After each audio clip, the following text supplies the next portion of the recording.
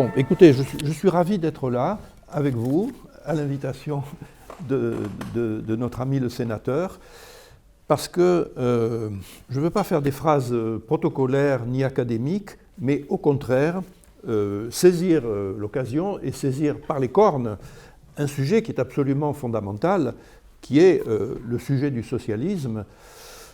J'ai souvent à l'esprit une phrase de Charles Péguy qui disait que le socialisme était la plus grande espérance dont ait vécu le monde moderne. Je crois qu'on ne peut que souscrire à une telle phrase, et en même temps que de vicissitudes et de querelles et aussi de déceptions et de tragédies.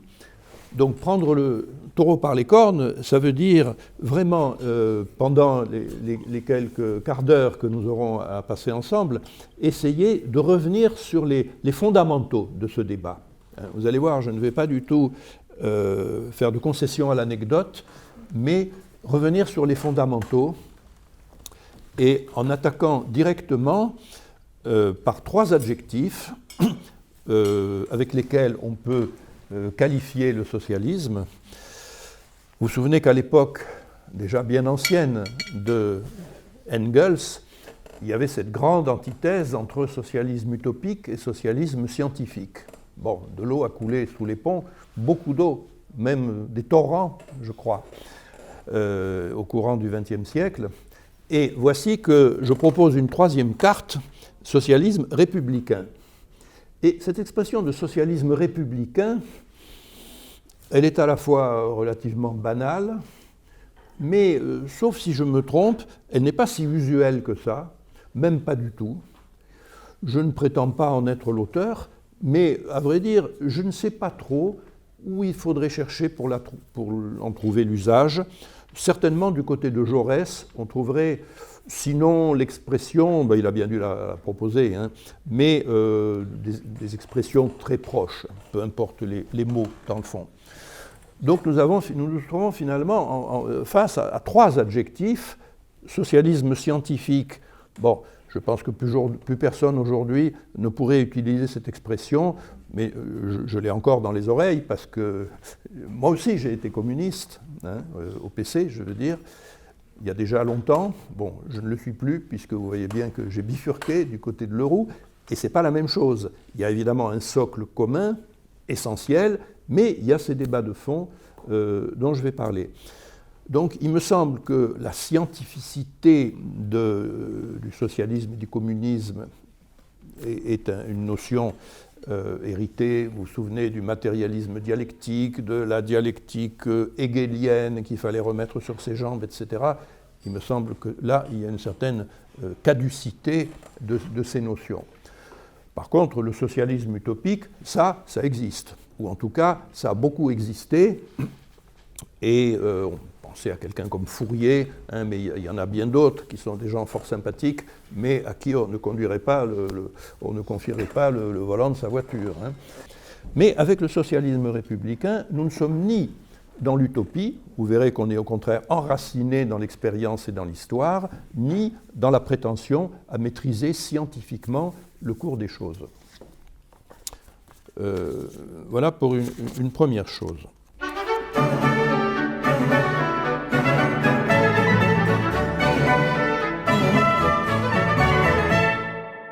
Nous savons tous quels sont les dégâts gravissimes de la mondialisation néolibérale, et aussi l'épée de Damoclès écologique nous montre bien que nous allons dans le mur.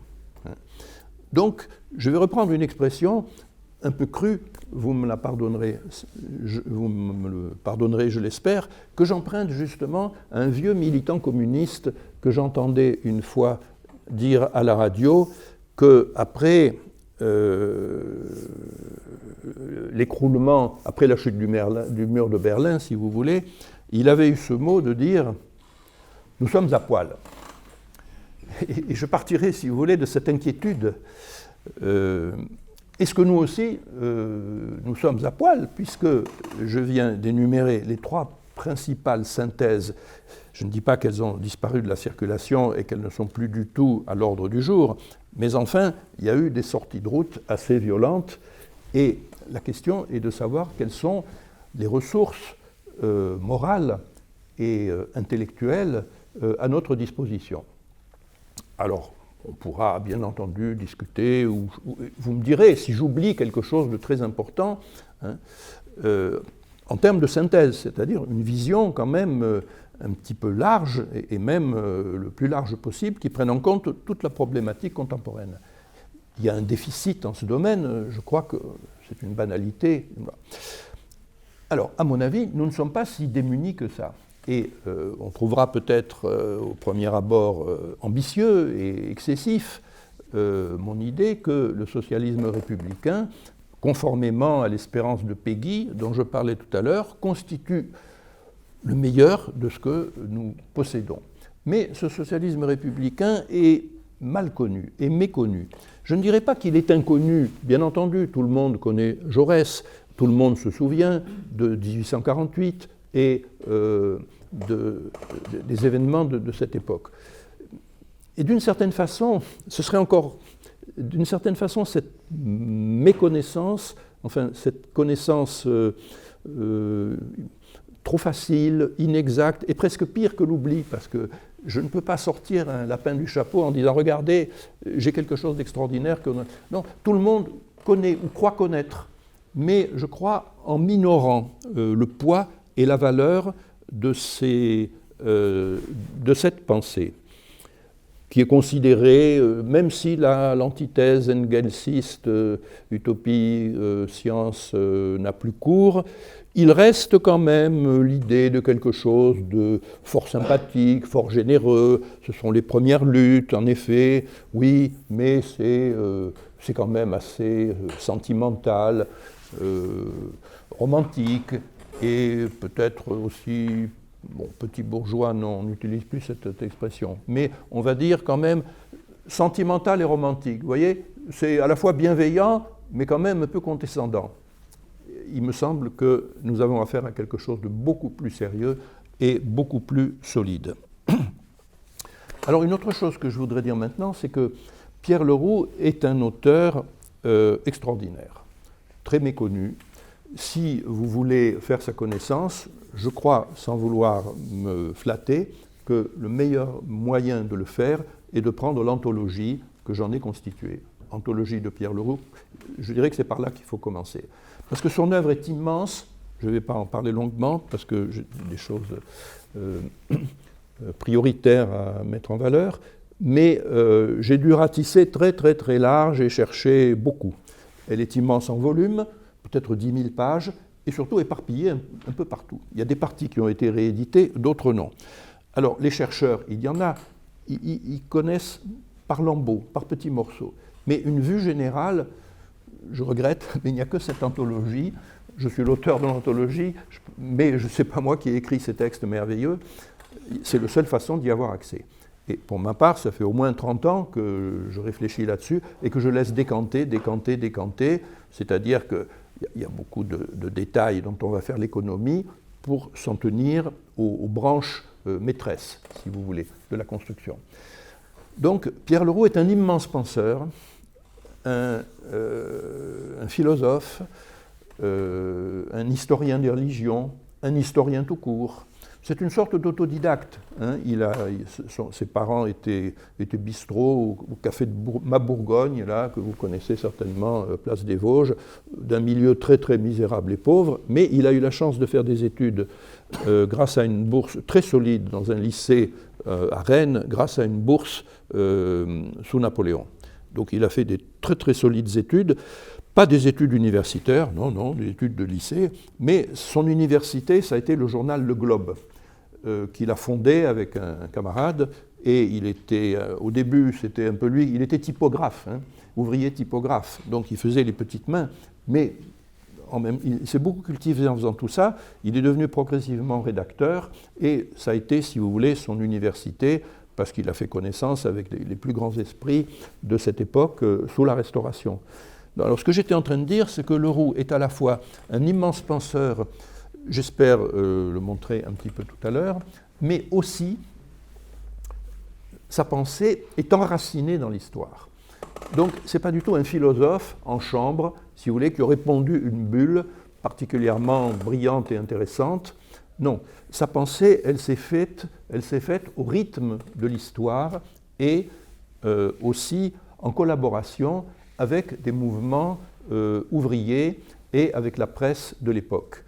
Quand je dis au rythme de l'histoire, bon, il n'a pas été témoin de la première révolution, mais elle imprègne évidemment toute la pensée, la sienne comme de tous ses contemporains, hein, avec une sympathie particulière pour Robespierre et pour la Déclaration des droits de l'homme de 1793.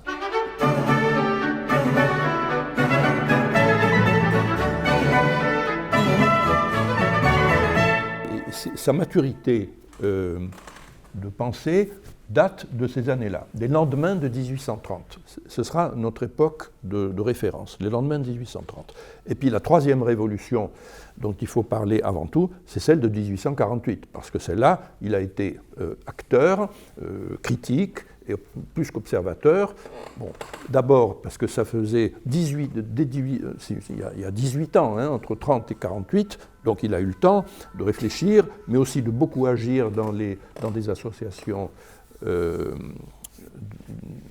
travailleurs, et dans la presse, et aussi dans sa colonie de Boussac, puisqu'il fondera une colonie agricole à Boussac dans la Creuse, et puis il sera élu de la République en avril 1948.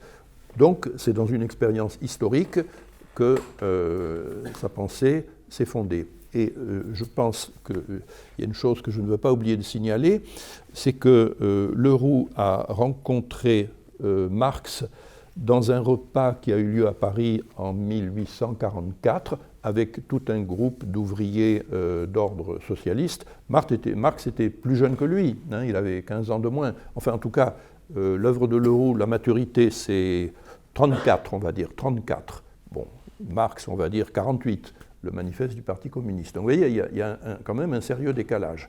Et le jeune Marx venait auprès des associations ouvrières parisiennes, qu'il a beaucoup admiré. D'ailleurs, ces repas l'ont beaucoup frappé. Il y a des lettres de Engels qui en parlent, parce que je crois qu'il n'y avait pas l'équivalent à Berlin à cette époque-là. Donc le jeune Marx se mettait un petit peu à l'école des prolétaires français. Et la deuxième chose, c'est que Pierre Leroux a fréquenté le Palais du Luxembourg, non pas comme sénateur du tout, puisqu'il était... On va dire, je ne sais pas très bien s'il y avait un Sénat à cette époque-là, comment ça marchait, mais en tout cas, il était élu à l'Assemblée nationale. Mais s'il a fréquenté le palais, c'est parce qu'il y avait la commission du Luxembourg, hein, qui est une chose magnifique. Ça a été un échec total, parce que vous savez bien qu'au bout de 2 mois, enfin, le printemps 48 a été une efflorescence extraordinaire, mais il y a eu cette terrible bain de sang, guerre civile de juin qui a tout mis à plat. Hein. Mais la commission du Luxembourg, à laquelle a participé Leroux avec des gens comme Louis Blanc, qui est un très grand esprit, et d'autres, je vais avoir une expression un petit peu exagérée, mais dans le fond, qui va, je crois, dans le bon sens, qui nous dit « mais ce sont les fondements de la sécurité sociale et de la législation du travail ». Rien que ça. C'est un monument. C'est-à-dire qu'on a commencé à faire des systèmes, profession par profession, de mutualisation des risques des travailleurs. Alors lui, c'était les typographes, mais bon, là, en tant que membre de la Commission de Luxembourg, il ne s'agissait pas que des typographes, il s'agissait de toutes les professions par corporation. Et législation du travail, eh ben, la durée de la journée de travail, ce sera plus 17 heures, mais 15 heures ou 14 ou 13, voilà de quoi on parlait. Et les enfants n'iront plus dans les mines, etc., etc. Bon. Ça a été un échec, pour la raison que j'ai dite, mais c'est quand même une étape grandiose. Il y avait le programme de Robespierre dont j'ai parlé. Là, on entre quand même davantage dans le concret. Bon, je voulais dire ça à propos du Palais du Luxembourg, dans lequel nous sommes invités ce soir. Et ce que j'étais en train d'expliquer, et je veux terminer ce point, c'est que autant qu'un grand penseur, Leroux est un homme de terrain, un homme de pratique, un homme du peuple, qui a beaucoup milité aussi dans des associations ouvrières. C'est très important parce qu'il faut se rappeler qu'en 1830, c'est l'économie qui arrive au pouvoir pratiquement, c'est-à-dire la banque et les affaires, à une époque où on est complètement décomplexé avec le libéralisme et la théorie libérale, et il n'y a rien en face, il n'y a rien. Il y a d'autant moins quelque chose que depuis les lois de Le Chapelier, sous la première révolution, les associations, alors non seulement n'existent pas, mais elles sont interdites. C'est donc clandestinement que ces associations ouvrières s'installent. Hein. Donc Leroux en fait partie, beaucoup. Il fait partie aussi des cercles républicains. Et ça, c'est encore toute une histoire, parce que la Première République avait laissé un souvenir horrible, avec tout ce sang et toute cette guillotine. Et puis une génération avait passé, peut-être deux, et il y avait encore des vieilles barbes de la Première République, mais il y en avait guère. Et puis il y avait aussi des très jeunes étudiants excités, sans doute, et le lien s'est un peu fait entre les plus vieux et les plus jeunes. Et il y a donc eu, dès 1830, un renouveau d'un républicanisme, alors soit rose, soit rouge, parce qu'évidemment, il y aura deux tendances bien différentes. Et Leroux a été très actif dans des cercles républicains, néo-républicains, si vous voulez, après 1830. Et puis, l'expérience de la presse. Donc, vous voyez, ce n'est pas le cerveau d'un philosophe de bibliothèque, c'est un homme de terrain c'est un mouvement collectif, voilà, que je veux parler en parlant de socialisme républicain. Voilà, il y a encore une chose que j'aimerais dire en introduction, c'est que le corpus d'idées, qu'on pourrait répertorier sous le nom de socialisme républicain, dans le fond, ce sont des idées qui se sont banalisées aujourd'hui, et peut-être vous allez dire « Ah, ce n'est que ça », mais nous le savions déjà. Et il y a de ça, en effet. Alors, si on essaye de répertorier quelques-unes, ou plutôt les principales idées, je dirais qu'il y a d'abord une critique de l'économie politique. Bon, c'est la base, ça. Hein. Nous sommes dans une critique de l'économie politique, c'est-à-dire du libéralisme, si vous voulez, la théorie de Smith, des économistes écossais. Aujourd'hui, c'est de la dernière banalité, tout le monde sait que le capitalisme, c'est pas beau, etc. Mais à l'époque, c'était une nouveauté presque complète. Hein. On pouvait compter sur les doigts d'une main les gens qui avaient... parce que l'ennemi, si vous voulez, jusque-là, c'était qui? L'ennemi, c'était les rois, c'était les princes, c'était les nobles, c'était l'Église. Voilà, jusqu'en 1830, c'était ça. Et puis à partir de 1830, la société s'est trouvée plongée dans un bain social aussi glacial que les pauvres passagers du Titanic, lorsqu'il est arrivé ce fameux iceberg. Et du jour au lendemain, on a fait une sorte de mise à jour et on a vu une critique de l'économie politique fleurir d'un peu partout.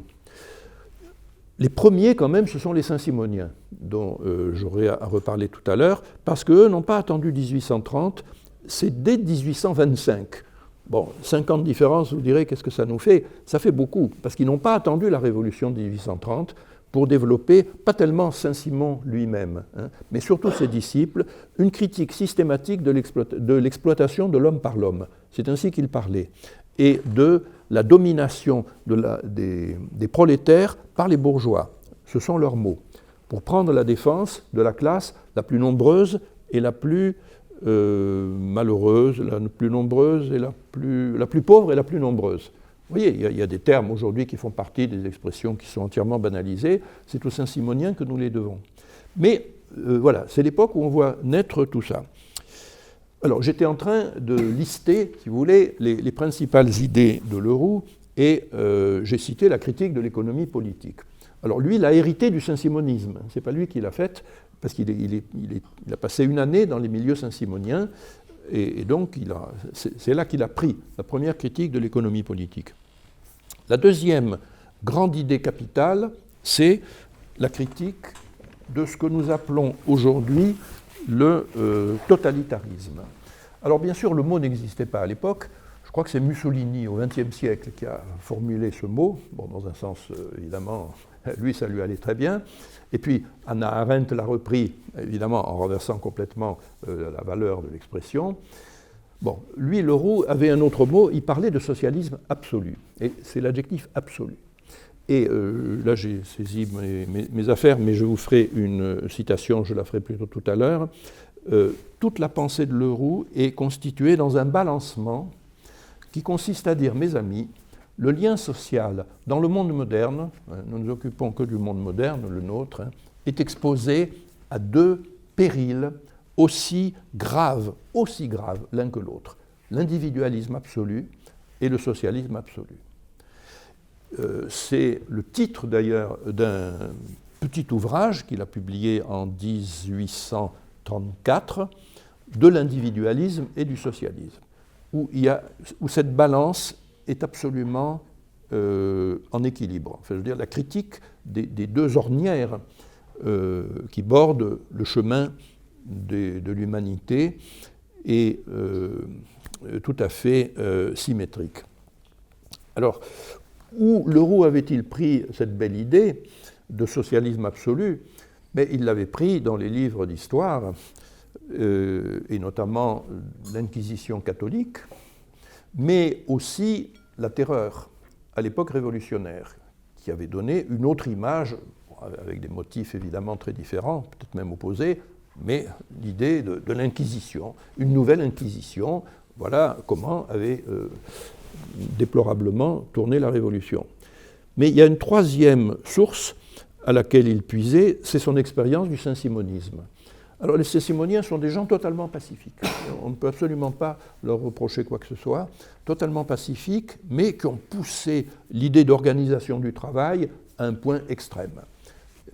C'est-à-dire que le saint-simonisme est non seulement l'organisation du travail dans le domaine socio-économique, mais aussi dans le domaine de la pensée qu'ils appelaient religieux. Les saint-simoniens sont religieux, non pas religieux catholiques, mais une autre religion, ils prétendent, autrement dit, gouverner les esprits autant que gouverner la machine sociale.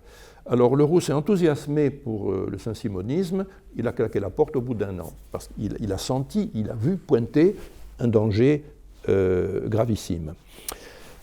Alors, je veux arriver jusqu'au bout de mon idée.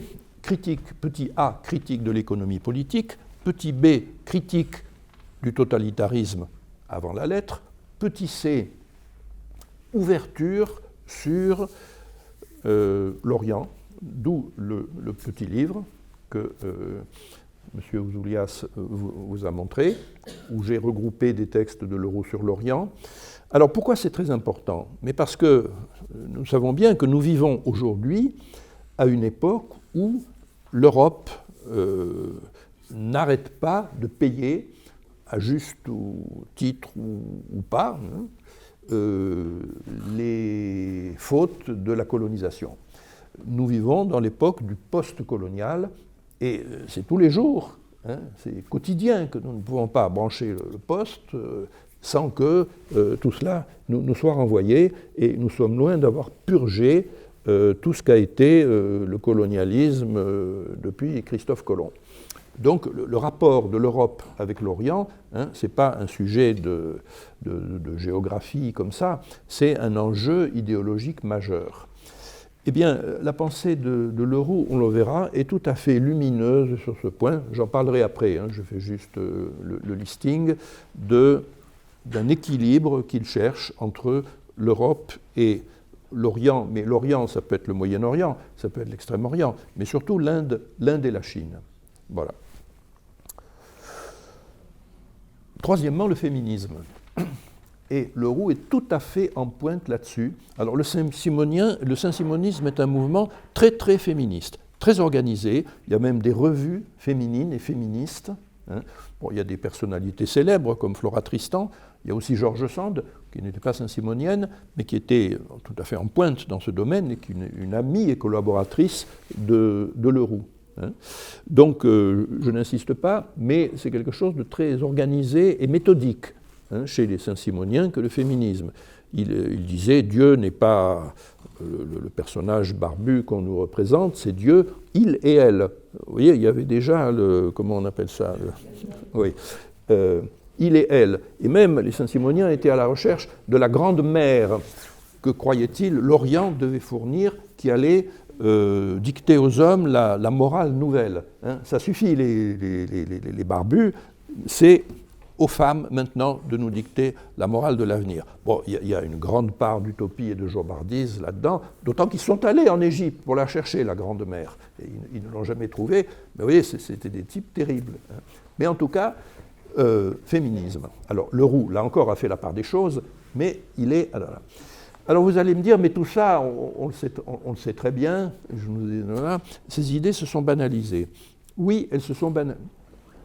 Mais je voudrais dire quand même deux choses. Premièrement, c'est que je crois Pierre Leroux est le seul à cocher toutes les cases. J'en ai listé 4. Bon, il est vrai qu'il a oublié les luttes LGBTQ, etc. Bon, ça manque à son inventaire, c'est sans doute... bref. Ce que je veux dire, c'est qu'il coche toutes les cases, et quand je dis ça, je sous-entends qu'il est le seul. Prenez tous les grands penseurs de cette époque, de Tocqueville, alors j'inclus Marx dans ma liste, il me semble que chacun a coché une case, 2 cases, 3 cases, aucun ne les a toutes cochées. Proudhon, par exemple, est un homme formidable, mais il était horriblement antisémite et horriblement antiféministe, et il a dit des horreurs sur George Sand. Et on pourrait continuer, il n'y en a aucun qui ait coché toutes les cases. Alors, je finirai en disant que si les idées de Leroux se sont banalisées, au point de faire partir de la vulgate de tous les gens un peu éclairés et de bonne volonté, ce n'est pas parce qu'elles auraient diffusé par capillarité dans la société à force, etc. Je crois que c'est un peu le contraire qui s'est passé. Je dirais que ces idées ont rencontré un mur, ou plutôt 2 murs. Le premier mur, ce sont les baïonnettes et les canons de Napoléon III, ou plutôt des républicains bourgeois de 1948, puisque vous savez qu'il y a eu, je ne sais pas, 6 ou 8 000 morts sur le pavé de Paris en juin 1948. Ça a été une horreur qu'ont payé les socialistes de l'époque, en simplifiant un petit peu. Bon, le futur Napoléon III, au 2 décembre, en a rajouté une couche, et il y a eu une répression effroyable, dont Leroux, comme Hugo, on y a fait allusion, ont été les victimes. Donc, premier coup d'arrêt aux belles idées dont nous parlons là, voilà.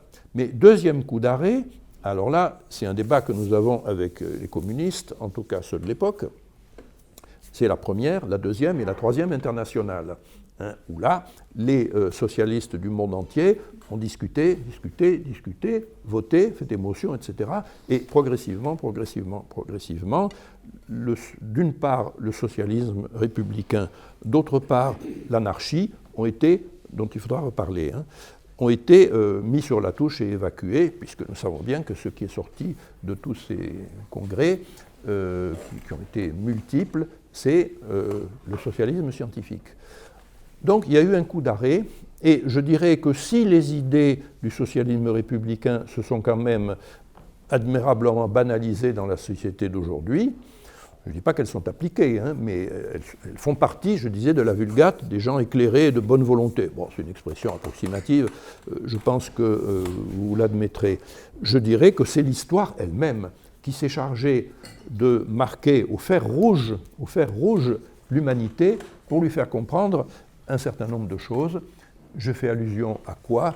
Si vous voulez, pour faire une image, je dirais que ce fer rouge de l'histoire, c'est le grand krach de 1929, et là, l'économie politique a eu la preuve par Neuf qu'il y avait quelque chose qui ne marchait pas dans sa théorie, et que son économie n'était pas une bonne politique, comme elle le pensait.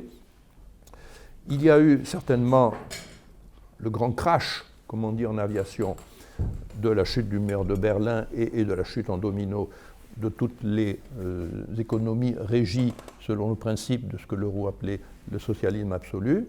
Et il y a eu, troisièmement, le colonialisme et la décolonisation, qui sont évidemment une tache sur le drapeau européen dont nous n'avons pas fini de purger la macule, pour utiliser ce mot.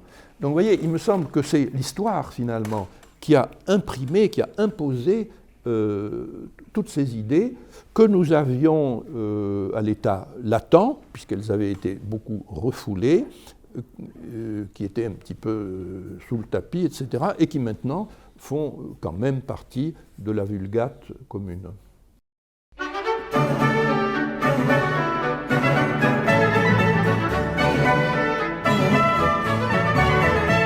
Je voulais faire une citation précisément du texte de Leroux de 1834 pour illustrer mon propos. La voici. Le socialisme absolu que plusieurs penseurs de nos jours essaient de remettre en honneur, et ils pensent aux Saint-Simoniens, et qu'ils opposent à la liberté absolue, n'est pas moins abominable ni moins absurde que l'individualisme dont nous venons de voir les déplorables effets. La société n'a pas directement pour but le gouvernement de l'individu, et tous les socialistes, théocrates ou autres, qui ont imaginé de changer la vie sociale en un mécanisme où l'individu serait fatalement gouverné et conduit, ont erré de la façon la plus capitale. Vous voyez comme cette phrase est bien balancée, et ce n'est pas une phrase au hasard, je dirais que c'est la structure de la pensée de Leroux à partir de 1834. Avant, il avait été libéral, je vous l'ai dit, y compris en économie, sous la Restauration. Et j'ai ajouté, comme tout le monde. Et il a été Saint-Simonien une année, c'est-à-dire organisateur. Et il a tiré les leçons de ces deux expériences dont il a fait la synthèse. C'est une leçon à l'épreuve de l'histoire. Il me semble qu'on arrive en effet à une vision binoculaire de la réalité, au lieu de se caler dans une vérité, s'apercevoir qu'il y a une autre vérité opposée qui a des arguments peut-être tout aussi forts. Et ça va être systématique dans la pensée de Leroux. Si bien, il m'est venu cette idée, d'ailleurs, précisément en préparant cette soirée, de dire qu'il y avait chez lui, je vais employer un grand mot, une épistémologie, c'est-à-dire une théorie, c'est-à-dire une définition de la façon de savoir, sur la démarche de la connaissance. Et cette épistémologie consiste, quand on tient un objet dans la main, ou une vérité, au lieu de s'enfermer dans cette vérité et dans cette précieuse propriété, d'aller un peu voir de l'autre côté, de ce que disent les autres, qui ne sont peut-être pas des sauvages absolus et des pervers complets, avec l'idée qu'il y aurait peut-être bien une part de vérité dans le discours de nos ennemis. Peut-être pas, je ne dis pas qu'il faut généraliser à ça tout le temps, mais essayer d'entendre un peu ce qu'il y a de l'autre côté. C'est ça que j'appelle une vision binoculaire, une vision qui voit les deux côtés des choses. Et nous savons bien que la vision binoculaire est la seule à donner la sensation du relief. Mais en même temps, s'il est vrai que la vérité ne demeure pas entièrement d'un côté ou de l'autre, c'est qu'il faut bien imaginer une troisième position qui fasse la part des choses et qui cherche justement à voir des deux côtés à la fois. Pour voir des deux côtés à la fois, il faut se placer au-dessus. Sinon, on va retomber forcément dans une ornière ou dans l'autre.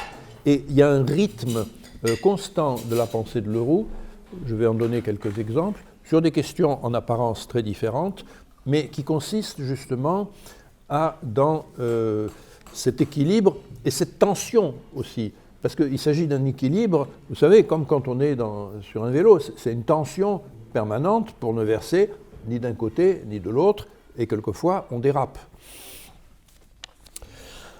Voilà, donc là je suis en train de vous parler d'une sorte de structure ternaire de la réalité humaine. C'est peut-être un petit peu abstrait, je ne sais pas, mais je crois que c'est quand même assez facile à comprendre. Et c'est pour ça qu'il mettait la fraternité au centre. Vous voyez, liberté, fraternité, égalité. Et dans le fond, je vous remercie doublement de me donner l'occasion d'exposer ces idées, non seulement pour le plaisir d'être ici, mais aussi parce que à chaque fois, même sur la même idée, on fait de nouvelles découvertes. Et je me suis rendu compte que je pourrais proposer mon propos ce soir, exposer mon idée, en disant qu'il y a une structure propre à la réalité humaine, en tout cas la réalité humaine du monde moderne. Hein. Je ne vais pas remonter au néolithique dont nous parlions tout à l'heure avec mon voisin, mais une structure de la réalité sociale, humaine, moderne, qui est justement une structure ternaire. En effet, si on veut résister à la tendance délétère de l'individualisme absolu, pour reprendre les termes de Leroux, hein, qui contiennent évidemment l'économie politique, le néolibéralisme, voilà. Pour résister, il y a trois propositions. Il y a une tripolarité des positions que nous pouvons adopter. Bon, évidemment, la position la plus évidente, c'est de s'opposer à l'individualisme absolu par le socialisme absolu, par le dirigisme, par l'organisation du travail. Bon, et ça, il y a beaucoup d'esprits au XIXe siècle qui l'ont fait. Peut-être ça a commencé avec Babeuf, ça a dû continuer avec des gens comme Cabet. Les Saint-Simoniens sont allés à fond dans ce côté-là, et je crois qu'à cet égard, il y a chez un certain Karl Marx une tendance du même type, une tendance d'organisation ou de planification systématique. Ça, c'est une attitude. Il y a une autre attitude possible, c'est de laisser complètement l'État de côté, en disant qu'il n'y a rien à tirer de l'État. De toute façon, l'État n'était pas très puissant à cette époque-là, puisqu'on était dans une époque de libéralisme, hein, donc l'État ne doit toucher à rien. Débrouillons-nous tout seuls, hein, organisons-nous. C'est la pensée associative dont je parlais tout à l'heure, ou mutualiste, ou coopérative, dont les anarchistes, je crois, dont Proudhon et les anarchistes, ont été les théoriciens et les penseurs. Mais je crois que c'est une attitude qui s'est créée presque spontanément, une attitude de résistance presque spontanée dans la société. Bon, après, l'anarchisme a dégénéré quand ils se sont mis à poser des bombes, c'est un peu une autre histoire. Mais au début, l'anarchisme me semble être une pensée très respectable qui consiste à dire, mes amis, associons-nous les uns les autres tout simplement pour survivre, parce que c'était une question de vie et de mort. Hein. Pratiquement, dans les années 1830, nous connaissons bien ce qu'était la condition ouvrière. Donc, structure ternaire, avec le dirigisme absolu, l'anarchisme absolu, si on peut dire, et là, notre socialisme républicain va évidemment se trouver en position intermédiaire. Et je pourrais vous citer des discours de Leroux à l'Assemblée en 1848, disant qu'il était sensible au fait qu'on ne peut pas faire l'économie de l'État. Les socialistes, les anarchistes, pardon, sont des gens charmants et très intéressants, mais on ne peut pas faire l'économie de l'État. Il faut bien que quelqu'un organise les chemins de fer. Et la transition écologique, elle ne se fera pas évidemment sans des mesures, et je crois, sérieuses de la part de l'État. Donc, vous voyez, une fois de plus, nous nous trouvons derrière une antithèse, un système binaire et la nécessité de dépasser la binarité. Donc vous voyez que là, Leroux, il ne le dit pas comme ça. Hein. Ce que je suis en train de dire, c'est un peu ma façon de le décrire, mais il y a dans sa pensée ce mouvement permanent. Et puis, quand même, une obsession pour la triade. Hein, la triade, et en particulier la triade républicaine. Puis il y a une autre triade à laquelle il tenait beaucoup. Je vais en dire un mot, je n'avais pas prévu, mais c'est quand même très intéressant. Je vais l'appeler anthropologique, si vous voulez, en prenant le mot anthropologique dans son sens le plus étymologique, c'est-à-dire anthropos, l'homme. Il disait, voilà, les catholiques nous ont dit pendant 2000 ans qu'il y avait un corps et un esprit, et qu'en plus, l'esprit ou l'âme était supérieur au corps. Ils ont faux, parce qu'il n'y a pas deux muscles, ou deux organes plutôt, dans l'être humain, il y en a trois. C'est-à-dire la sensation, le corps, la sensation, le sentiment et la connaissance. C'est les mots qu'il utilisait. Oui. Peu importe les mots, hein, le corps, la sensation, ok, l'esprit. Somme toute, l'esprit va être divisé en deux. Il y a l'esprit, l'intelligence, la connaissance, la rationalité, très important, mais le sentiment, le cœur, les affects, c'est autre chose. Il y a les trois. Il y a les trois. Et ce serait dommage de faire l'impasse sur l'un de ces deux organes pour n'en voir que deux. Non seulement il y en a trois, mais ils ont une égale dignité, une égale importance. Qu'est-ce qu'une intelligence sans cœur? Pas grand-chose. Mais qu'est-ce qu'une sensibilité, des affects qui ne sont pas dirigés par un peu de bon sens et de raison? Danger, danger, et ainsi de suite. Et ces trois compétences sont à égalité, c'est-à-dire que, selon Leroux, il y a des êtres humains qui sont plus doués pour la rationalité abstraite, d'autres c'est plutôt des manuels ou des pratiques, il y en a qui ne sont pas bien malins et pas bien habiles de leurs mains, mais qui sont très doués dans le care et dans la vie de famille, et qui ont le cœur sur la main, eh ben, ils valent bien les autres, vous savez. Voilà, ça c'est aussi une raison, je crois, intéressante, je ne sais pas si vous avez déjà rencontré, réunie sous une forme aussi claire et aussi synthétique, une appréciation toute simple, hein, il n'y a pas besoin d'avoir fait des siècles de psychanalyse et d'anthropologie pour comprendre ça. Voilà un point. Alors, pour avancer un petit peu, parce que là, depuis un petit moment, finalement, je laboure un petit peu les mêmes idées. Il faudrait que je dise un mot, puisque j'ai employé ce mot d'anthropologie, qui signifie que Leroux s'est penché sur... donc, jusqu'à maintenant, on a surtout parlé politique, société, économie, mais il a prolongé cette réflexion donc synthétique et trinitaire, et ternaire, par une réflexion qu'on peut qualifier d'anthropologique ou autrement, sur les ressorts profonds de, on va dire, nos désirs. Ce n'est pas un mot qu'il utilise. Et, si vous voulez, à l'époque, son idée, c'était qu'il y avait finalement deux grandes façons de voir qui s'opposaient. Il y avait la doctrine catholique, ou chrétienne, mais surtout catholique, en France, hein, qui quand même prêchait la fraternité, l'altruisme, l'amour du prochain et tout ça. Très bien. Et puis tout d'un coup, voilà une doctrine tout à fait nouvelle qui nous dit, mais pas du tout, c'est au contraire sur l'intérêt qu'il faut fonder les relations humaines. Ça s'appelle l'économie politique. Hein. Nous connaissons tous la théorie d'Adam Smith. Croyez-vous que le boucher, le boulanger, qui nous fait notre pain quotidien et à qui nous devons tant, soit altruiste et généreux? Mais pas du tout. Ils font par intérêt, c'est par intérêt qu'ils font le travail. Parce qu'ils ont une famille à nourrir, peut-être une maison à construire, etc. Et ils font ça tout simplement par intérêt.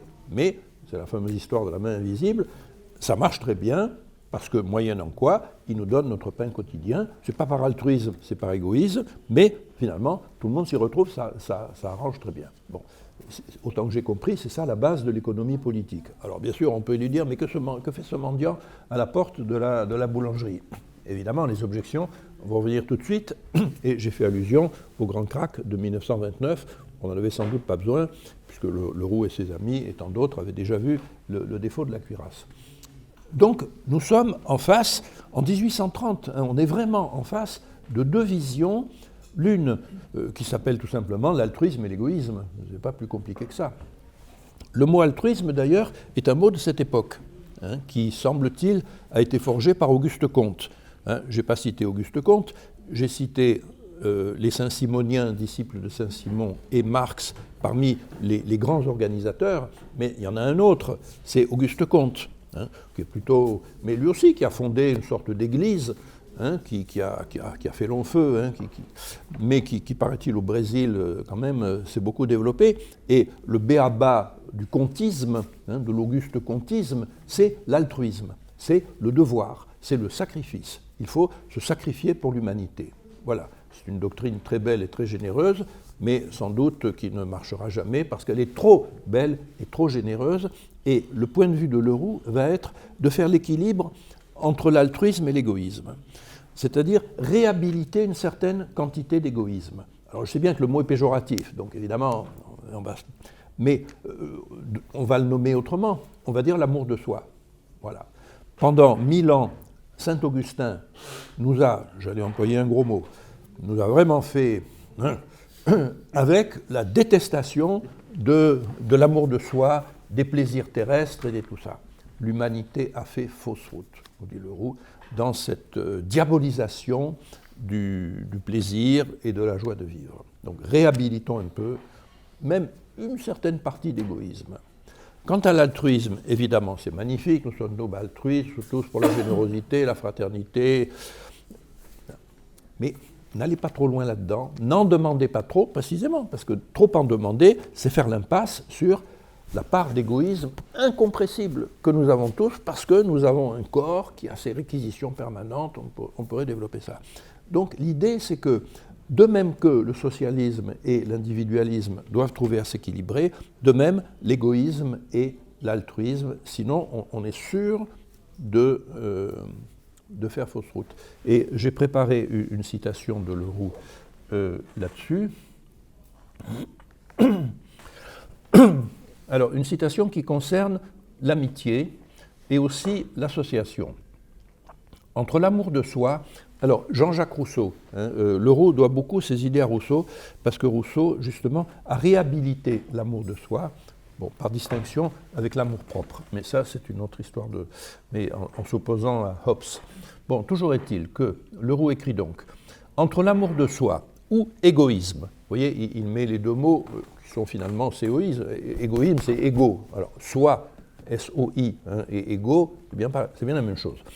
Entre l'amour de soi ou l'égoïsme et l'amour de tous nos semblables, ou la charité, il y a un abîme sur lequel la religion n'a pas su jeter un pont. Et pourtant, l'humanité a toujours produit spontanément ce qui devait servir de lien entre l'égoïsme et la charité. L'humanité a toujours produit un sentiment qui n'est ni égoïsme pur, ni charité pure, qui participe de l'égoïsme et de la charité, de l'amour de nous-mêmes et de l'amour de tous nos semblables. Ce sentiment, c'est l'amitié.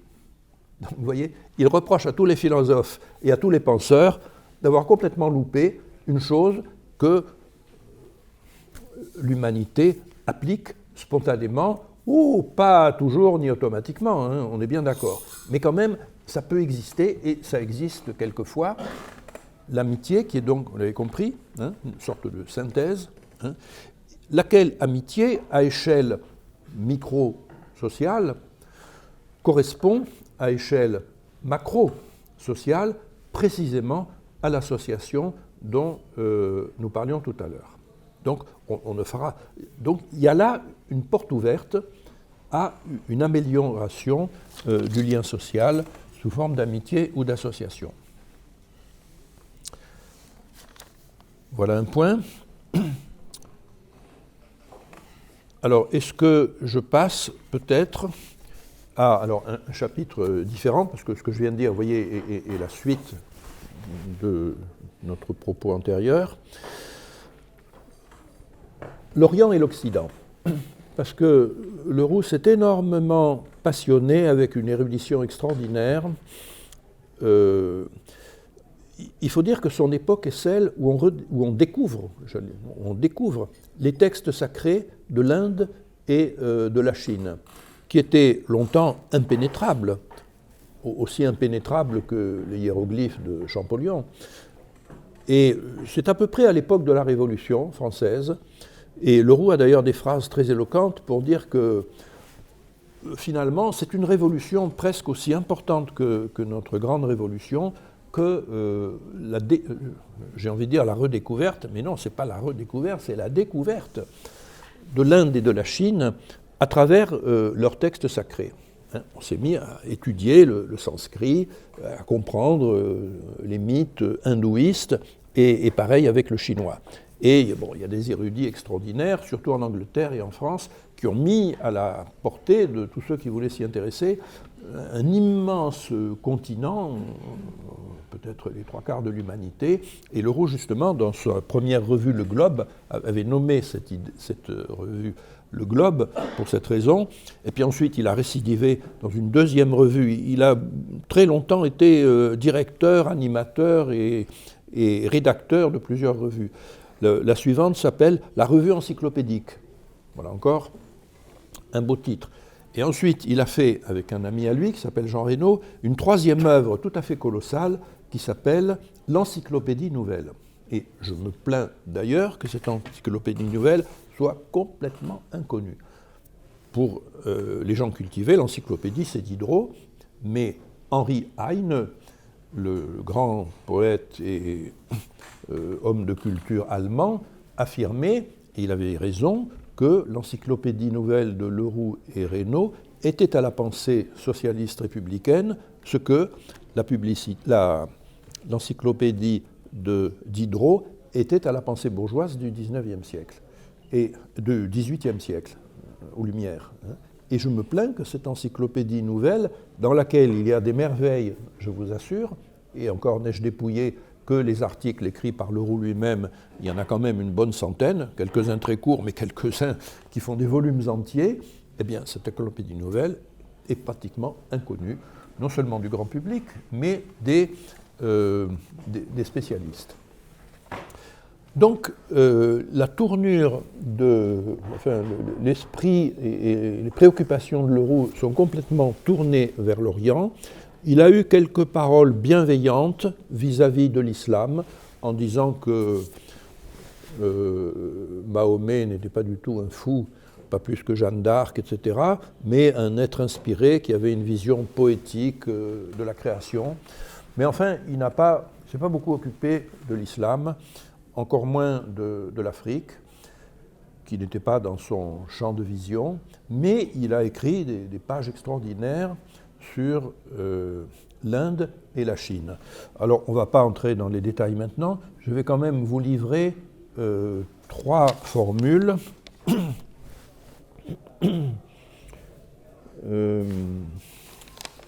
Si je les retrouve.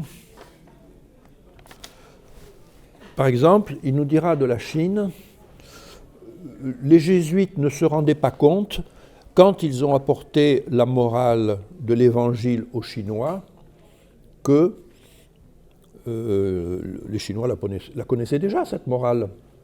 Ils avaient Confucius. Et Leroux ne s'est pas contenté de dire ça. Il a, je ne dirais pas qu'il a traduit le chinois, il n'est quand même pas allé jusque-là, mais il en aurait été presque capable. Il nous a prouvé, par de multiples citations, à travers un fabuliste indien, alors là je mélange un peu peut-être la Chine et l'Inde, j'ai tort, qu'on trouvait chez Pilpaï toutes sortes de formulations qui rappellent de très près ce que Jésus a pu écrire dans son évangile, des choses toutes simples. Ne fais pas autrui si tu ne veux pas qu'on te fasse toi-même, ou avant de retirer la paille qui se trouve dans l'œil de ton prochain, commence par retirer celle qui est dans la poutre qui est dans le tien d'œil, tu verras plus clair ensuite. Bon. Et c'est un ouvrage d'une centaine de pages, hein, où texte à l'appui, il fait des comparaisons comme ça. Donc les jésuites se sont crus très malins, sans voir que la morale de l'Évangile, mais les Chinois la connaissaient depuis bien plus longtemps peut-être que nous. Ou encore, une formule toute simple, mais qui à elle seule est tout un programme. La Grèce n'est que le rebord de l'Orient. Mais vous vous rendez compte, hein? Alors qu'on nous a tous appris, mais moi-même, que Socrate était le premier philosophe du monde, que les Grecs étaient un peuple extraordinaire, ce qu'ils sont, effectivement, mais Leroux, sans dévaloriser d'ailleurs l'extraordinaire jaillissement de pensée scientifique, philosophique et démocratique des Grecs, il nous dit quand même la Grèce n'est que le rebord de l'Orient. Le rebord est un rebord très influencé, non seulement par l'Égypte pharaonique, mais par l'Inde. Et alors, il a justement des pensées admirables sur le christianisme et sur l'essénianisme. Vous savez, la secte des Esséniens, hein, qui est l'une des diverses sectes de Palestine. Et alors, l'histoire a montré, à travers les travaux du pont sommaire et la découverte des manuscrits de la mer Morte, qu'effectivement, ces Esséniens-là avaient connu des moines bouddhistes envoyés, je ne sais pas à quel siècle avant Jésus-Christ, par l'empereur Atoka ou Atossa. Et pour Leroux, alors je ne sais pas dans quelle mesure c'est entièrement avéré par l'histoire ou pas, mais le simple fait de concevoir la chose, vous allez le voir, est véritablement intéressante. Il nous dit que l'essénianisme est un chaînon, un maillon entre le bouddhisme et le christianisme. Donc Jésus n'a pas tout inventé, il n'a pas été seulement inspiré par le ciel, mais il y a aussi une influence bouddhiste. Voilà. Ce n'est pas pour dévaloriser l'évangile qu'il a admiré, mais il a cette formule, il existe une communication entre tous les temples. Vous voyez, les temples de Chine, d'Inde et d'Occident. Il y a une autre formule, vous allez voir, qui donne bien à penser. Il nous dit Jésus est le Bouddha de l'Occident. Jésus est le Bouddha de l'Occident. Ce qui intéressait surtout Leroux dans le bouddhisme, c'est l'abolition des castes. Hein? Ce n'est pas toujours là-dessus qu'on insiste le plus, bon, parce que nous, les castes, ce n'est pas trop ce qui nous tracasse, il y a longtemps que s'en est débarrassé, mais c'est une vérité élémentaire. Alors, il nous dit Jésus est le Bouddha de l'Occident. Il aurait pu dire le contraire. Il aurait pu dire Bouddha et le Jésus de l'Orient. Ça aurait déjà été pas mal. Mais il dit le contraire. Vous voyez la différence que ça fait. C'est-à-dire que nous sortons de l'européanocentrisme. Et alors là, j'ai une citation merveilleuse, vous allez voir. Le point de vue de l'esprit humain changea quand l'astronomie eut appris aux hommes que ce soleil, qu'ils regardaient comme un astre unique, n'était pas seul de son espèce, et que ces étoiles dont les premiers hommes, pendant tant de siècles, faisaient son cortège et les signes de sa demeure, étaient aussi des soleils. À mesure que les figures orientales se dévoileront, celle de Jésus, sans perdre de son doux éclat et de sa rayonnante majesté, deviendra plus humaine. Par la comparaison, nous saisirons mieux sa nature véritable, ses traits d'homme, la physionomie de son âme. Il sera encore un guide pour l'humanité, un jalon placé sur sa route, mais il ne sera plus ce qu'on l'a fait, un tyran. Alors, je trouve cette citation absolument merveilleuse. D'abord, elle est superbement écrite. Vous avez pu apprécier la métaphore que fait Leroux, la comparaison. Il n'y a pas un soleil, il y en a je ne sais combien, puisque les étoiles sont aussi des soleils. Eh bien, Jésus, c'est la même chose, dont l'Église a malheureusement fini par faire un tyran. Il n'y a pas que lui, il y en a bien d'autres, des étoiles, si vous voulez, dans le domaine de la morale.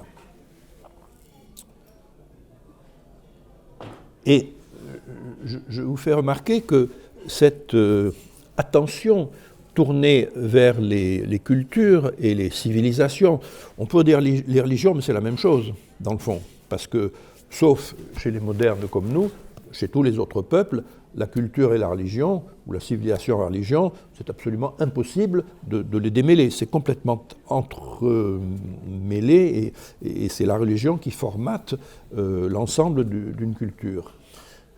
Alors, que voulais-je dire ? Je voulais dire peut-être que, oui, tout en réhabilitant, oui, on est très très loin de Jules Ferry. Vous vous souvenez des paroles pleines de bonne volonté d'ailleurs de Jules Ferry, qui disait en 1885 peut-être que vraiment c'était un devoir pour les races supérieures que nous sommes de civiliser les races inférieures. Il ne le disait pas méchamment, au contraire, il voulait faire des écoles partout. Il était plein de bons sentiments. Mais aujourd'hui, on ne peut plus supporter de telle façon de s'exprimer. Alors Leroux, lui, il écrit 50 ans avant le colonialisme, hein, mais quand même après Christophe Colomb et beaucoup d'autres choses. Hein. Donc, il y a là une ouverture vers l'altérité que je trouve bien remarquable, mais qui, de plus, ne comporte aucun ressentiment vis-à-vis de la culture européenne. Et moi, c'est une chose qui est souvent gênante dans ce qu'on appelle les études postcoloniales, c'est que sous prétexte de réhabiliter à juste titre des cultures ou des ethnies qui ont été tellement infavorisées, alors on fait l'impasse et on diabolise complètement le meilleur de la culture européenne qui existe quand même, en particulier dans des textes comme celui-là. Donc vous voyez, c'est toujours cette façon, y compris affective, de ne pas toujours passer d'un camp dans l'autre en croyant qu'on est arrivé à la vérité parce qu'on s'est débarrassé d'une erreur. Il se pourrait très bien qu'on retombe dans une autre erreur. Et le ressentiment, qu'est-ce que c'est que le ressentiment par rapport à notre propre culture? C'est le moment où on devient aveugle et finalement haineux de soi par bonne volonté, mais en étant embrouillé dans une sorte de complexe psychique finalement, qui ne vaut pas grand-chose et qui mérite d'être... voilà. Bon, voilà pour cette question de la synthèse Orient-Occident. Et bon, l'œuvre est tout à fait considérable de Leroux, qui a écrit beaucoup de textes très pertinents et informés sur l'Antiquité gréco-romaine, parce qu'il avait fait des études de grec et de latin sérieuses, hein, je peux vous dire, dans les lycées, et puis il avait continué sans arrêt. Bon, même chose sur l'histoire du christianisme, il s'est passionné, alors surtout pour les hérésies, les protestants, évidemment, il était pour les protestants, mais aussi pour les... Son grand homme, c'était Jean Hus, vous savez, le héros de la Bohème, qui était un protestant du XIVe siècle peut-être, et qui a été brûlé par l'évêque Cochon, hein, le même qui avait brûlé Jeanne d'Arc, on ne va pas oublier ça. Hein. Et donc Leroux était passionné pour les Hussites, hein, et George Sand a écrit un magnifique roman d'ailleurs qui s'appelle Consuelo et la princesse de Rudolstadt, où elle reprend, où elle met magnifiquement en scène tout ça dans le sillage de Leroux. Je ne vous parlerai pas du travail colossal qu'il a fait tout simplement en critique littéraire, et David Owen Evans, qui est le premier biographe de Leroux au XXe siècle, disait que Leroux était le seul socialiste qui était aussi philosophe et critique littéraire, lecteur des grands textes de littérature et sur les Lumières, c'est fou, il est d'une érudition absolument... mais l'érudition, on s'en fiche, mais c'est sauf qu'elle est habitée par cette vision que j'essaye de décrire. Sur le romantisme, je passe. Bon, peut-être il faut penser à pas trop abuser de la parole. J'ai encore une ou deux choses importantes à vous dire. Hein, ça va encore un petit peu. Alors, je vous propose un autre volet de cette présentation. C'est ce que j'appellerais la synthèse métaphysique. Alors, encore des gros mots, mais on a déjà, hein, on est parti de cette idée nous sommes à la recherche d'une synthèse. C'est un petit peu mon fil directeur. On a parlé de synthèse dans le domaine politique et social. Hein, ça a été la première chose. Là, nous venons de voir le même esprit synthétique sur la question de l'Europe dans ses rapports avec les autres cultures. Je change complètement de perspective avec cette synthèse métaphysique. Bon, par métaphysique, ne soyons pas trop effrayés, hein, entendons conception de l'existence, bon, en regardant les choses d'un petit peu haut. Hein. Alors, à l'époque de Leroux, à notre époque, ça a quand même pas mal changé, mais c'était quand même la métaphysique chrétienne et surtout catholique, évidemment, qui dominait encore les esprits, même chez les gens qui n'étaient plus croyants. C'est-à-dire l'antithèse ce que saint Augustin appelait la cité terrestre et la cité céleste. Et la cité terrestre, évidemment, était vouée au mal, au péché originel, aux démons, etc., etc. Et il faut reconnaître que cette théologie était terriblement pénible, pour employer un adjectif relativement moyen. Or, saint Augustin est quand même le penseur qui a formé le catholicisme pendant des années et des années. Et le protestantisme encore plus, parce que Leroux était très favorable au mouvement luthérien, qui est un mouvement de protestation contre les abus de toutes sortes, mais sur la théologie protestante, il n'était pas du tout d'accord, qui est une théologie très augustinienne. Bon, après, il faudrait sans doute introduire des nuances et des distinctions que je n'ai ni le temps ni la compétence de faire tout de suite. Toujours est-il que l'ennemi, à l'époque, on était avant le Concile de Vatican II, évidemment, donc l'ennemi à l'époque, c'était beaucoup, pas le seul. Il y avait l'économie politique, on l'a dit, mais il y avait aussi l'Église catholique et sa théologie du ciel et de la terre. Alors, Leroux nous dit, écoutez mes amis, l'humanité a fait fausse route depuis 2000 ans avec cette histoire d'un autre monde avec le paradis et l'enfer. Bon, tout ça, c'est fini, laissons tomber. Et il se déclare favorable. Alors, il ne dit pas « je suis athée, Dieu n'existe pas, la théologie, ce sont des paroles verbales qui ne signifient rien ». Il reprend au contraire à son idée, à son compte l'idée de divinité, mais il nous dit, bon, c'est très spinoziste ça, vous savez, Dieu ou la nature. Lui, il ne disait pas la nature, il dit la vie universelle. Voilà. La vie universelle nous traverse. Ce n'est pas une question de croyance, ce n'est pas une question de foi, c'est une évidence première. Nous sommes tous traversés par la vie universelle. Sinon, nous ne serions pas en train de regarder ces desserts qui arrivent ni d'écouter les paroles que nous échangeons. La vie universelle nous traverse. Et en d'autres termes, ça veut dire Dieu immanent. Donc Dieu transcendant, on va laisser ça de côté, en dehors du monde.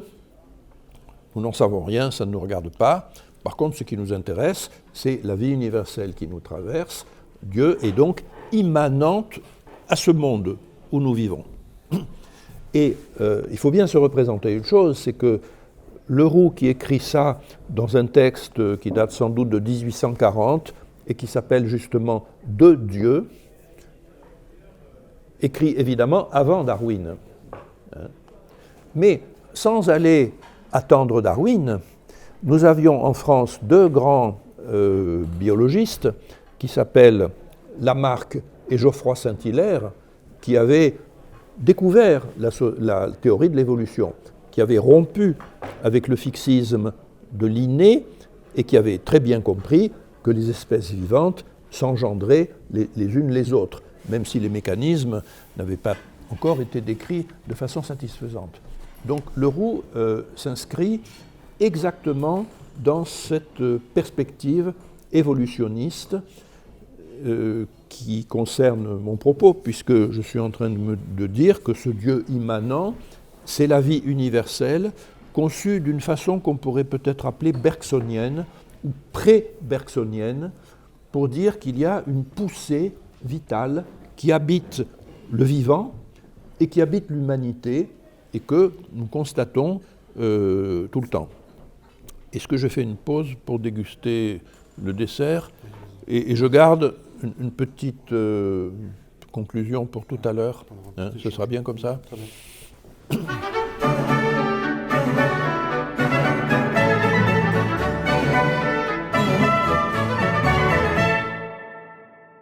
Je reviens sur cet équilibre de l'altruisme et de l'égoïsme pour dire que je me suis beaucoup intéressé à un autre auteur qui n'a pas grand-chose à voir avec Leroux en apparence, qui s'appelle Marcel Mauss.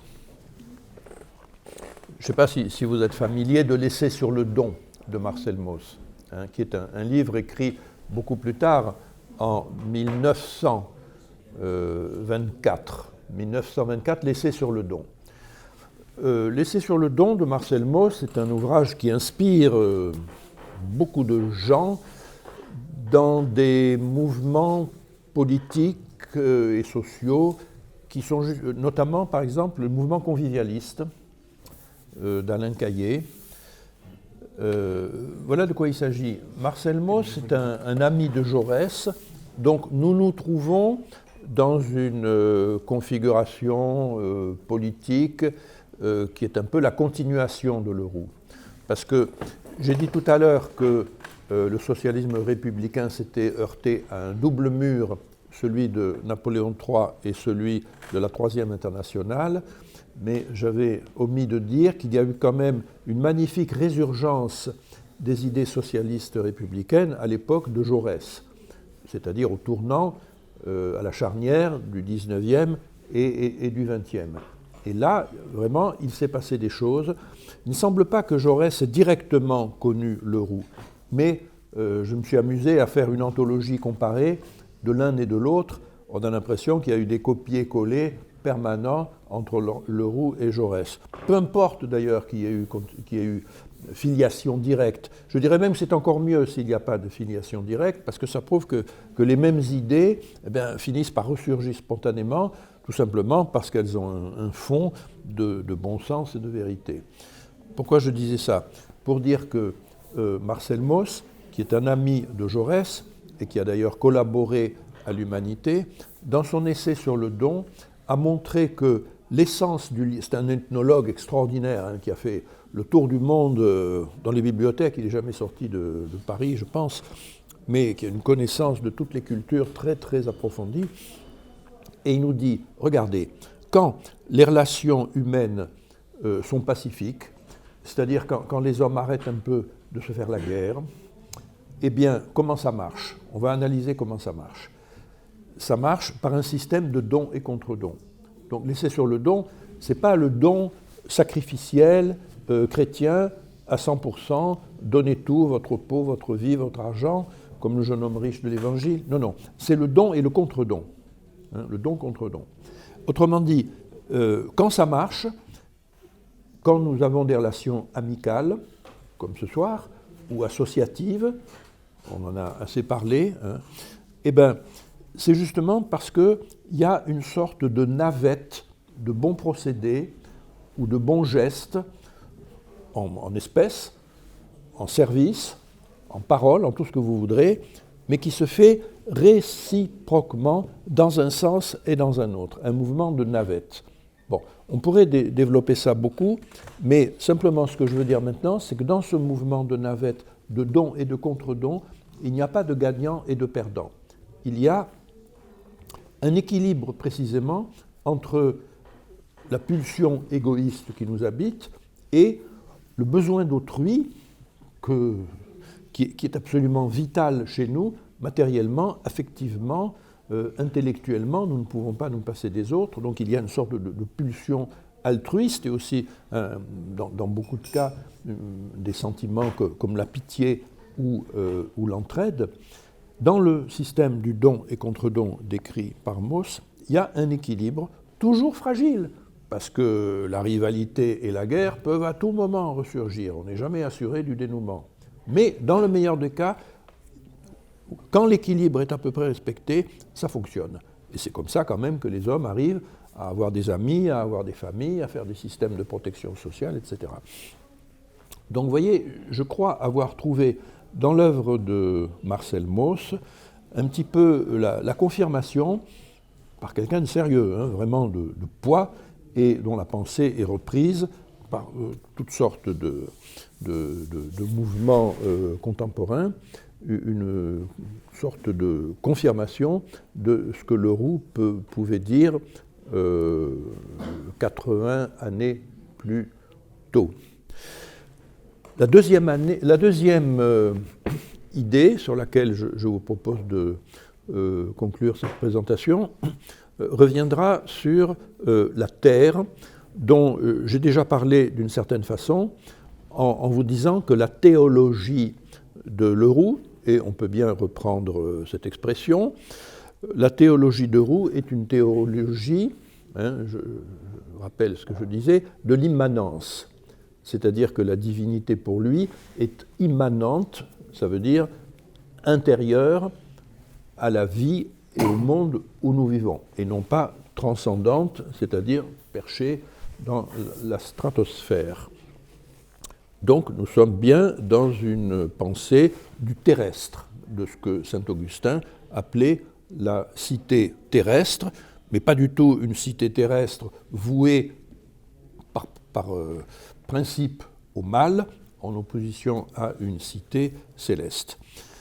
Donc la terre dans ce premier sens.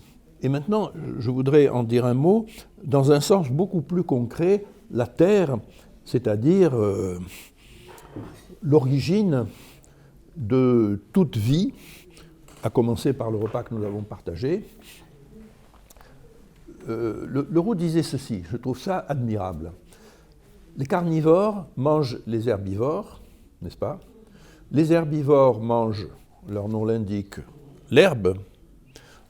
Et l'herbe, que mange-t-elle? Elle mange la terre, bien entendu. Mais la terre, voilà, la question de Leroux, c'est mais la terre, que mange-t-elle, la terre? Eh bien, la terre, elle mange ou elle se nourrit. Je ne suis pas du tout chimiste ni biologiste, mais Leroux était assez pointu. Mais de toute façon, il suffit d'un peu de bon sens pour répondre à la question et pour dire mais la terre se nourrit de tous les êtres vivants depuis le commencement du monde, qui la nourrissent incessamment de leurs dépouilles et de leurs déchets. La masse organique est absolument considérable des dépouilles végétales qui constituent l'humus, mais pas que végétales, de tous les organismes vivants, de la fourmi à l'éléphant, en passant par l'humanité, nous nourrissons en permanence l'humus qui, à son tour, nourrit les plantes et ainsi de suite. Et Leroux avait forgé un mot, il appelait ça le circulus. Le circulus.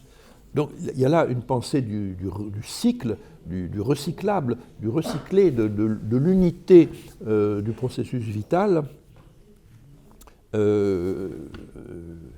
qui me semble bien proche de ce que nous dit aujourd'hui l'écologie.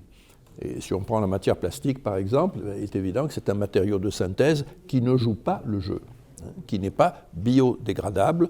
Donc, la matière plastique et l'industrie chimique interrompt le circulus et nous savons bien les conséquences gravissimes de cette interruption. Et j'ajouterai que Leroux et ses amis ont constitué une communauté d'une centaine de personnes qui, à Boussac, dans la Creuse, a mis en pratique ces leçons d'économie rurale sur le circulus. Donc, ils récupéraient les déjections humaines pour engraisser la terre. Leroux avait été chassé de Paris par le préfet de Paris parce qu'il faisait une mauvaise propagande. On lui avait dit d'aller se faire voir ailleurs. Il avait dit, il n'y a pas de souci, je veux bien aller dans les Creuses, c'est un trou perdu, mais là-bas, il y a des êtres humains avec lesquels je pourrais très bien m'exprimer et faire mon agriculture, donc il n'y a pas de souci. Et il l'a fait, et pendant, je ne sais plus si c'est 2 ou 3 ans, mais il a mis en pratique une colonie agricole et aussi d'imprimerie, parce que toujours il imprimait. Il était typographe et il a fait une autre revue qui s'appelait la Revue sociale. Bon, tout ça a duré jusqu'en février 48, puisqu'en février 48, il se passait des événements à Paris. Bon, il y est allé, il a été élu député, avec un score d'ailleurs magnifique. Il a été un des orateurs de la Seconde République jusqu'au 2 décembre. Et là, il s'est exilé en même temps que Hugo, au même endroit que Hugo, à Jersey. Et il y a d'ailleurs un ouvrage de souvenirs qu'il a écrit qui s'appelle « La grève de Samarez ». Ce n'est pas une grève de mineurs ni d'autre chose, mais c'est la plage de Samarez, à l'île de Jersey, où il faisait les 100 pas avec Hugo en parlant des malheurs de la République. Il y a là une magnifique amitié qui s'est terminée de façon dramatique par une brouille épouvantable. Ils ne se sont pas un peu fâchés, mais horriblement beaucoup fâchés. C'est une histoire, j'ai toujours rêvé qu'on fasse une série à la télévision avec cette histoire, parce que Hugo, c'est un calibre lui aussi. Et ces deux amis, ils se sont brouillés, pourquoi? Mais à cause de 1848, de juin 48. Parce qu'en 48, Hugo, il ne voulait pas le faire savoir, mais il était du mauvais côté, il était du côté de la répression. Il entraînait courageusement d'ailleurs les étudiants à foncer sur les barricades des ouvriers, à leur rentrer dedans. Bon, après, il a retourné sa veste, tant mieux pour lui. Et le grand Hugo que nous aimons, c'est le second. Mais il n'aimait pas beaucoup qu'on lui rappelle des souvenirs de ce qu'il avait été avant. Alors il disait, quand j'étais royaliste et que j'étais petit. Ouais, il avait plus de 35 ans quand il était encore royaliste, et même bien au-delà. Voilà. Mais quelquefois, il y avait des enterrements, parce qu'il n'y avait pas que à Jersey. Il y en avait des centaines et même des milliers d'émigrés. Et il y avait des décès, et il y avait des enterrements. Et autour des tombes, on faisait des discours. Et on revenait sur le passé. Et quelquefois, ça tournait mal, parce qu'on réveillait des mauvais souvenirs de ce que les uns avaient fait ou pas fait. Alors, en apparence, tout le monde était copain, gentil et tout, mais il y avait des vieilles fractures, et ça a complètement dégénéré entre Leroux et Hugo. Et là, je suis un peu dans l'anecdote, mais c'est bien aussi d'en donner. C'est un peu la même histoire entre Péguy et Jaurès. Nous avons parlé du grand Jaurès, mais il y a aussi le grand Péguy, qui a notamment été l'un des grands héros de l'affaire Dreyfus et de bien d'autres choses. C'étaient les meilleurs amis du monde, ils se connaissaient familialement et tout. Et ils étaient d'excellents hellénistes tous les deux, ils connaissaient des centaines de vers latins, etc. Il y avait une grande communion, et c'est une haine à mort qui les a opposés au moment où petit a, Jaurès s'est rapproché du marxisme, que Péguy n'aimait pas, et où deuxièmement, Jaurès est devenu pacifiste, alors que Péguy tenait un peu la position de Gaulle en disant il ne faut pas laisser les Allemands, il faut les arrêter, il faut s'armer. Bon, c'est un grand débat qu'on ne va pas avoir ce soir, mais et puis l'histoire est à la fois horrible et admirable, puisque Péguy est mort le premier jour de la guerre d'une balle dans le front, et que Jaurès avait été assassiné la veille ou l'avant-veille pour pacifisme. C'est presque comme si l'un avait tué l'autre. Bon, ce n'est pas du tout ce qui est arrivé, mais tout se passe comme si, vous voyez, chacun... Voilà. Donc ce double drame de Hugo, Leroux, et puis ensuite qui se répète sous une autre forme, entre Jaurès et Péguy, voilà des beaux sujets de téléfilms. Mais ce n'est pas là-dessus que je voulais terminer, c'est sur la terre, dont je parlais tout à l'heure. Donc Leroux est vraiment un penseur terrien, terrestre, rural et agricole, ce qui ne veut pas dire du tout qu'il avait quoi que ce soit contre l'industrie, évidemment, mais on peut lire les très beaux livres de Serge Audier, dont vous avez peut-être entendu parler, consacrés justement à la dimension écologique des penseurs socialistes du XIXe siècle, que ce soit en Amérique, mais surtout en Angleterre et en France. Alors, Leroux et George Sand y tiennent la meilleure place. George Sand qui a sauvé la forêt de Fontainebleau. On a récemment reparlé de ça, que les promoteurs immobiliers ou autres voulaient détruire. Je vous lis la conclusion de Audier. Après la crise de 1930, je pense que celle de 29-30, les résistances, alors il parle de la France, les résistances au productivisme furent marginalisées dans la gauche. Oui, ce qui sous-entend, ce qu'il a montré avec une érudition extraordinaire, que justement, comme je le disais, la pensée socialiste était très, justement à l'époque de Jaurès et avant, était très imprégnée, pas d'écologie, ce serait anachronique, mais quand même de sensibilité à la nature, à la préservation de la nature et à ce qu'est l'économie agricole. Donc les résistances au productivisme furent marginalisées dans la gauche, la poussée du communisme devint irrésistible, et je cite ces paroles, « La trajectoire du socialisme semble abandonner ses sources pré-écologiques, Les vaincus de l'histoire voyaient pourtant plus loin que les vainqueurs. Alors là, il y a un bras de fer avec l'industrialisme, que ce soit l'industrialisme libéral ou l'industrialisme